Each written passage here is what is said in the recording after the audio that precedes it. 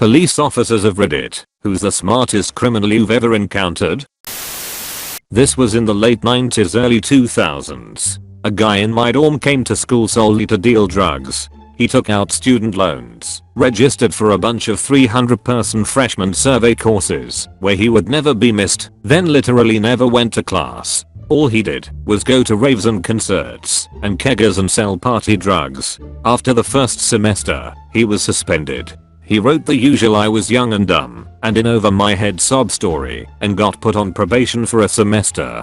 So he had a repeat of the fall. At the end of the year, he was kicked out and didn't care. He made something on the order of $150k in return for about $8k in student loans to cover a year of housing and tuition.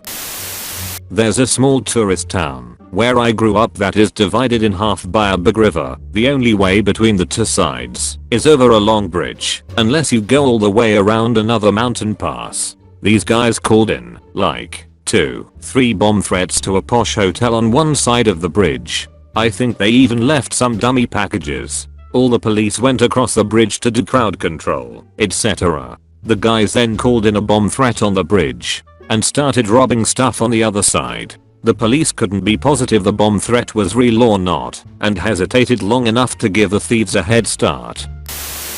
A French thief who spent 10 years in prison became a comedian when he got out. One of his stories: finds a building, goes in, chooses a floor, and transforms the exit door into an extra apartment. Puts the apartment number, fake lock, welcome rug, etc. Puts an iPhone for sale. The person comes to buy it. He opens the door in a shower robe and says, "Give me 1 second. I'm just gonna count the money," and poof, he's gone from the exit stairs. This seems like exactly the kind of crime a comedian would commit.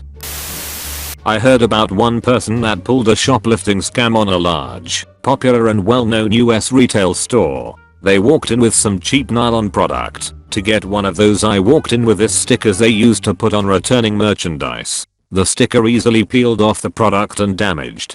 They walked to the electronics department, grabbed an expensive box off the shelf, and went to customer service. They placed the sticker on the big box and asked if they could return the item without a receipt. Unfortunately, no, not without the original receipt. Dang it, and they walk out. Customer service even gave the doorman the thumbs up, having just interacted with the customer. This took place before widespread inventory controls and cameras absolutely everywhere. The story goes like this. A homeowner walks out one morning to drive to work, only to find his car missing. He reports the car stolen to police. A few days later, his car is sitting back in front of his house. When he gets inside, he finds a note. It was an apology that said the thief was in dire need of quick transportation, and so he borrowed the first car he found with the keys inside. The writer noticed the sticker on the car for the local sports team, and just so there were no hard feelings, he left 4 tickets to an upcoming game in the glove box for the homie owner and his family. So the homie owner and his family attend the game, but when they return home they find the house has been ransacked and all items of value are gone. Most of them are really stupid, so this guy isn't a criminal mastermind, but here goes. He wanted to rob a jeweler's on our city's main street. So he found out the flat beside the jeweler's was empty, and he hid there. For 2 weeks he triggered the alarm on purpose several times a night. Massive headache for the police and the business. We turned up to see nothing there, nothing on cameras. Thought it was just a fluke, so the jewelers turned off the alarm system and said they'd wait until the morning to get a new one installed, or that one rewired, because something wasn't right. As soon as he heard that, and the police leaving, he tore down the wall. Had already been working on this apparently, and robbed the place, taking his sweet time. Escaped without anyone noticing anything for hours, until the jewelers came back in the morning. Then he tried to resell something he stole which had a serial number on it and got caught. So not that smart after all. Good effort though. Not a police officer, but I once dealt with a criminal who forged court documents facilitating his own release from prison.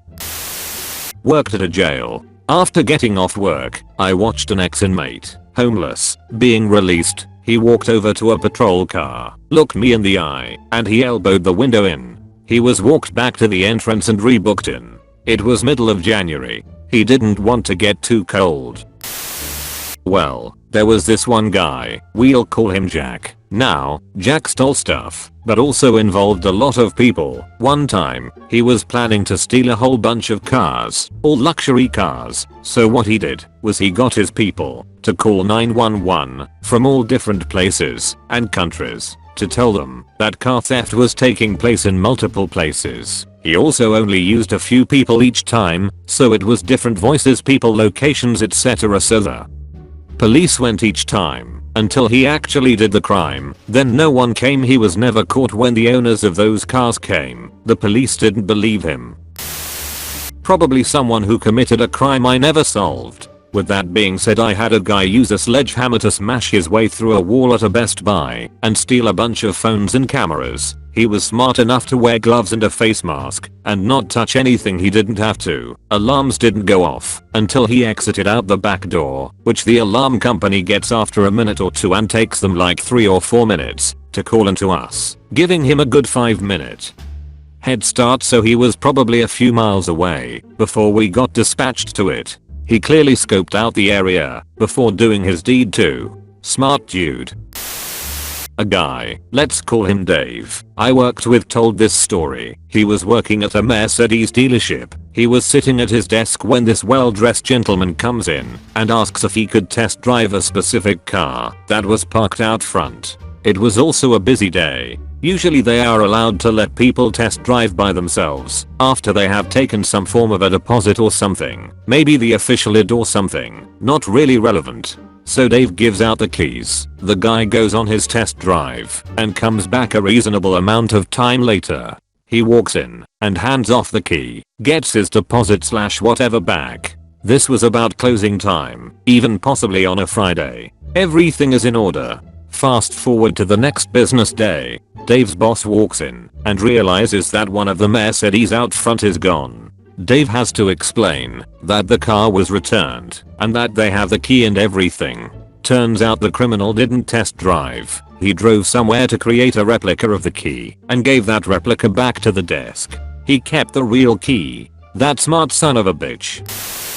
Working in a home improvement store when younger, this guy came in, went to the snow blowers, took one and went to the return desk. Said he wanted to return it, but had no receipt. They told him you need a receipt, so he says, okay, I'll be back, and wheels it off to car through the front door. He did this a few times apparently. Couple places even helped him load it back into his car.